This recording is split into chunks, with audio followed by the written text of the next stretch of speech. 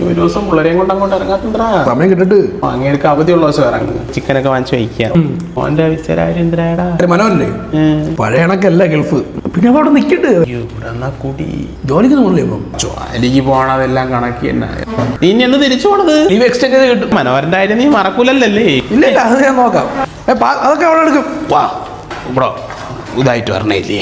നീ നിന്റെ നാളെ പണിക്കൊന്നും പോകണ. ഞാൻ 10 ബിയിലായല്ലോ മാമ. 10 നമ്മളും കാടും മലയും പുഴയൊക്കെ താണ്ടി തന്നെ പോയത്. കവർ എടുത്താ അച്ഛനെ ഏൽപ്പിക്കേ.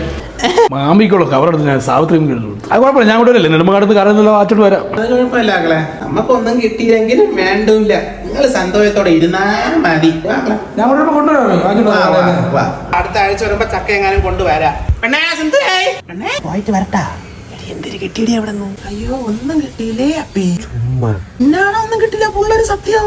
ഗൾഫിൽ പോവാൻ നേരത്തെ ഫോട്ടോ കാണാനില്ലാത്തത് കട്ടലിന്റെ അടിയിൽ നിന്ന് ഞാനാണ് എടുത്തു കൊടുത്തത്. പാസ്പോർട്ട് വെട്ടി പൊതിഞ്ഞു കൊടുത്തത് ഞാനാണ്.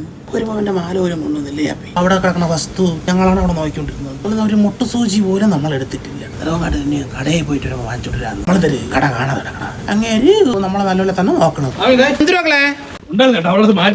അയ്യോ വേണ്ടിരുന്നു. നല്ലതായിട്ടിരിക്കട്ടെ കേട്ടാ.